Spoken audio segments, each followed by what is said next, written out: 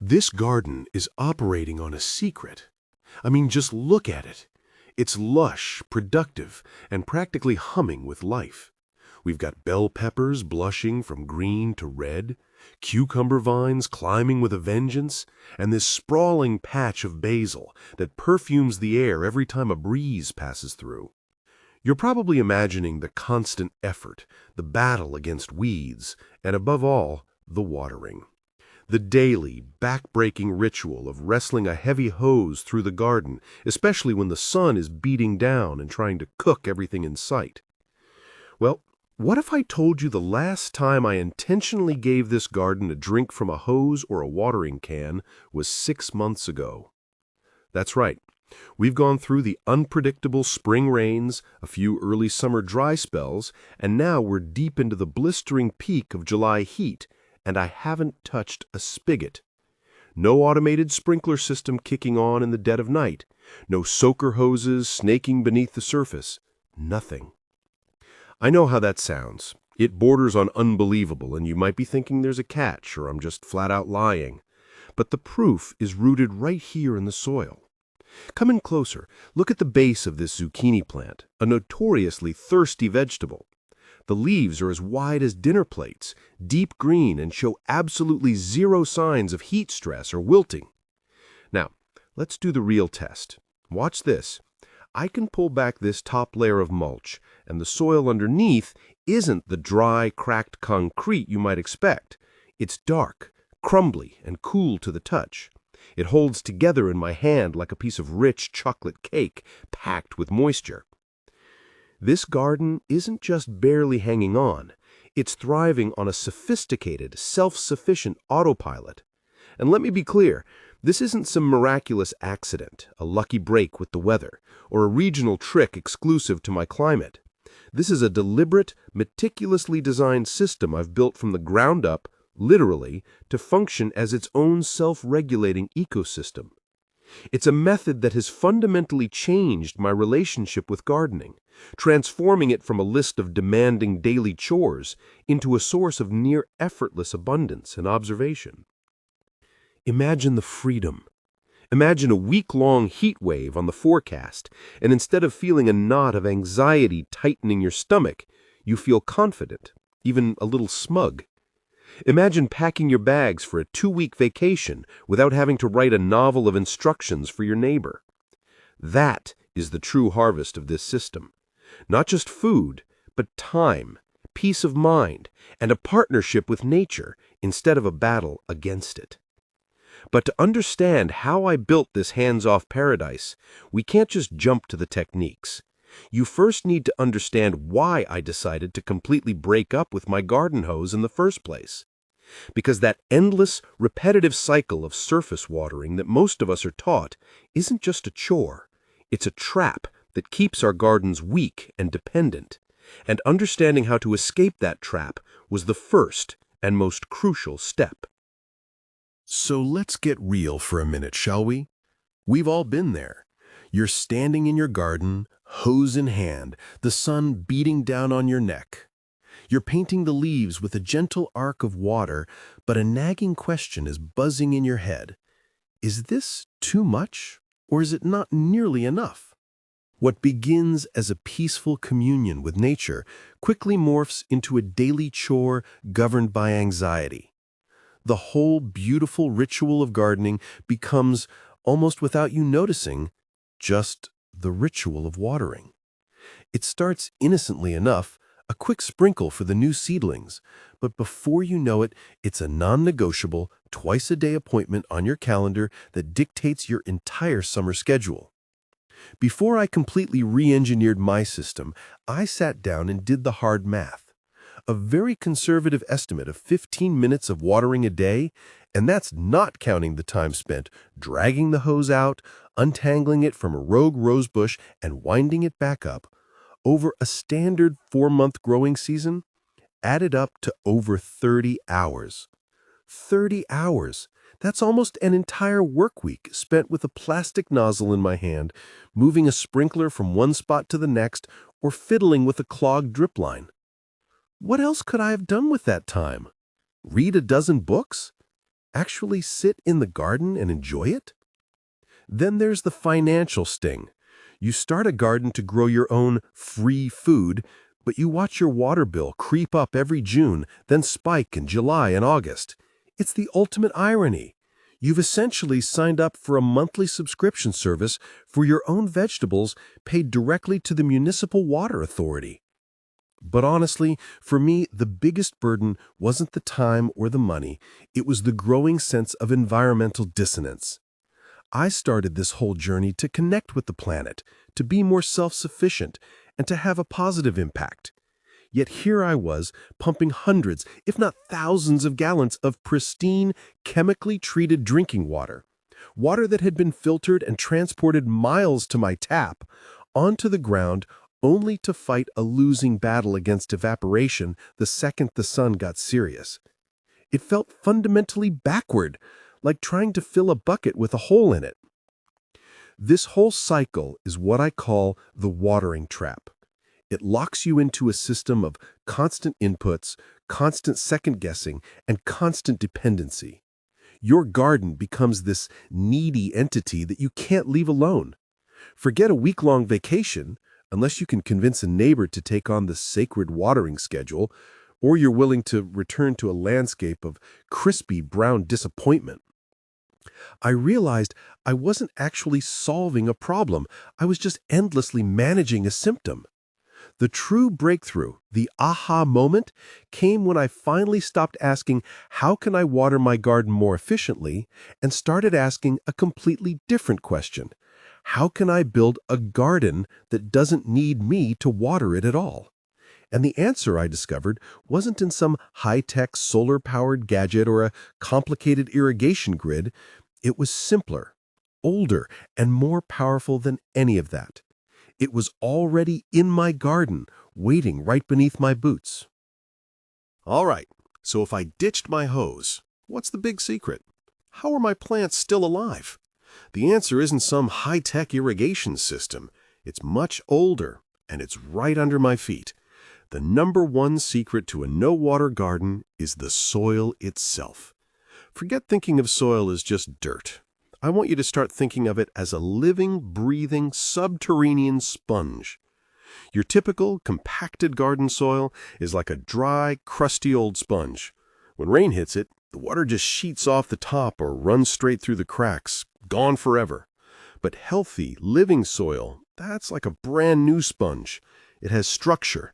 It has millions of tiny pores and channels that soak up every single drop and hold on to it. And what creates this structure? Life. An entire ecosystem of bacteria, fungi, and earthworms. They are the engine. As they break down organic matter, they release sticky glue-like substances that bind tiny particles of sand, silt, and clay together into little clumps called aggregates. The space between those clumps is where the magic happens. That's your reservoir, holding on to water that your plant roots can tap into for weeks, even months. For me, the fastest way to kickstart this engine is with high-quality compost.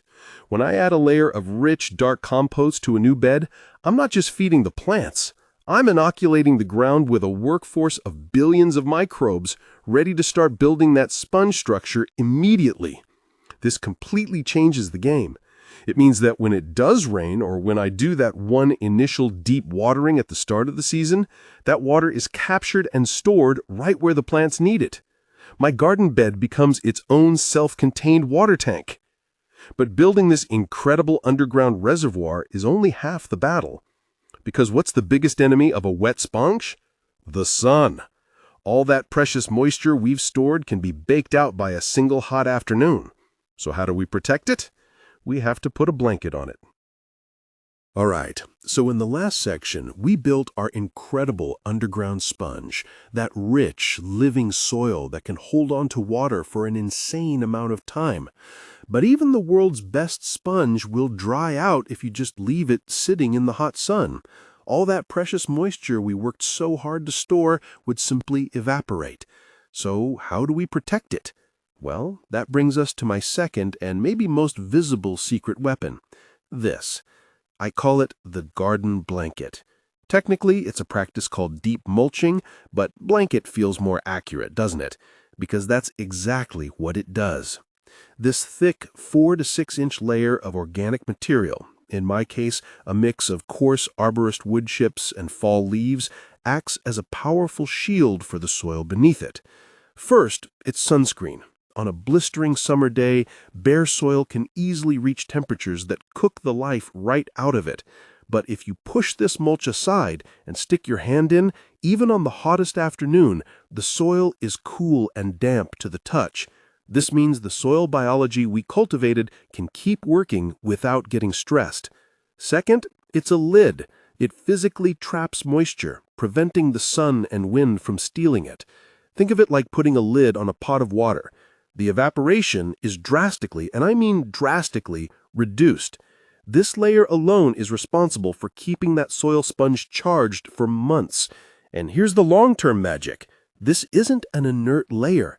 Over time, worms and microbes pull this material down into the soil, slowly breaking it down. It's a constant, slow-release buffet, feeding your soil food web and enriching it year after year without you lifting a finger. But, of course, having the perfect soil and the perfect blanket is only 2/3 of the equation. You can't just throw any plant into this system and expect it to thrive. Choosing the right team of players is absolutely critical. All right, we've built our soil sponge and laid down our garden blanket. But here's a hard truth. All that prep work means almost nothing if you plant the wrong team. You can't ask a fish to climb a tree, and you can't ask a water-guzzling plant to thrive in a low-water system. This step is non-negotiable. So how do we choose our champions? We look for plants with built-in superpowers for surviving drought.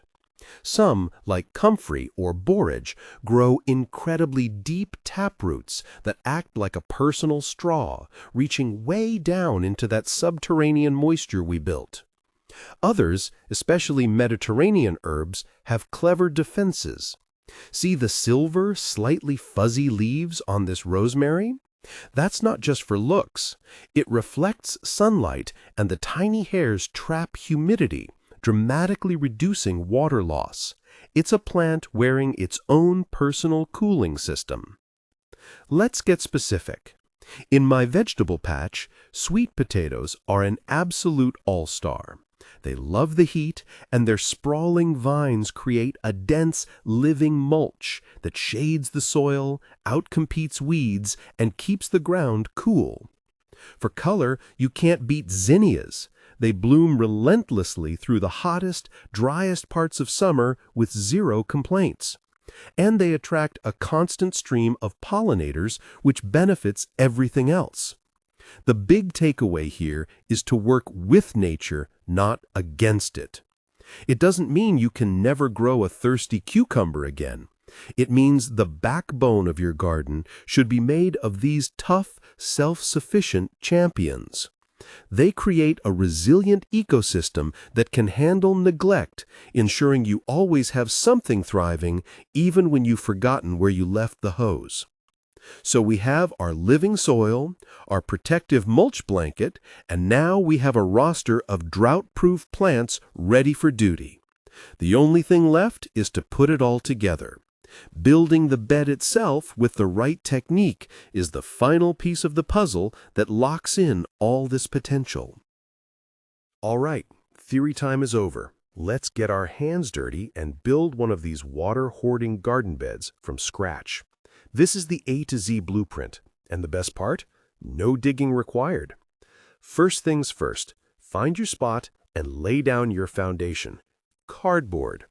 Plain, brown, boring cardboard, with all the plastic tape and labels removed. This is your reset button. It smothers the grass and weeds below, blocking sunlight and stopping them from competing with your plants. Over time, it will break down, feeding the worms and adding carbon right where you need it. Overlap the edges generously so there are no gaps for sneaky weeds to exploit. Next, we bring in the engine room, a thick, beautiful layer of compost. And when I say thick, I mean it. Don't be shy here. We're aiming for a solid 4 to 6 inches, or about 10 to 15 centimeters. This is the living sponge we talked about earlier. It's packed with nutrients, microbial life, and an incredible capacity to absorb and hold on to water. This layer is the lifeblood of the entire system. And for the grand finale, we tuck it all in with that protective garden blanket, a deep layer of mulch. Wood chips are my go-to, but straw or shredded leaves work great too. We're adding another 4 to 6 inches on top of the compost. This is your shield against the sun. It locks in all that precious moisture from the compost layer, keeps the soil temperature stable, and prevents evaporation from stealing your water. So, how do you actually plant into this layered cake? You don't just dig a hole. For a transplant, like this tomato seedling here, you gently part the mulch like the Red Sea, creating a clear circle right down to the compost. Settle your plant into that rich compost layer, then gently pull the mulch back around the base of the stem, leaving a little breathing room. Give it one deep, thorough watering to settle it in. This is its send-off party, the last drink it'll get from me for a long time. And that's the blueprint. It's a lot of work up front, I won't lie, but this initial investment is what buys you 6 months of freedom from the hose. Of course, building it by the book and seeing how it performs in the real world are two different things. There were some surprises, and a few things I definitely changed. All right, so after 6 months of no watering, what's the final verdict? Is this system the silver bullet for every gardener who'd rather be sipping iced tea than wrestling with a hose? Well, yes and no. Let's start with the pros because they are fantastic. The time and mental energy I've saved are staggering. My weekends are mine again. And my water bill? It's noticeably lower, which feels like a win for both my wallet and the environment. Honestly, the plants seem happier and more resilient than when I was constantly micromanaging their every drop.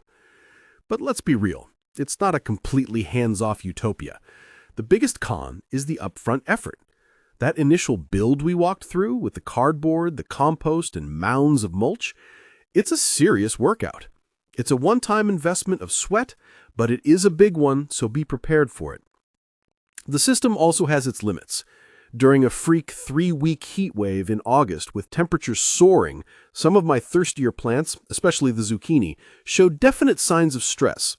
They survived, but it proved this method isn't an invincible shield against extreme, prolonged drought. However, my single biggest mistake was getting impatient. In one of the beds, I skimped on the mulch. I laid down maybe 4 inches of wood chips instead of the 6 or 8 I used everywhere else, thinking, yeah, that should be good enough. It wasn't. That specific bed was the only one that struggled with weeds and where the soil surface began to look dry and compacted by month 5. The difference was staggering. It taught me a crucial lesson.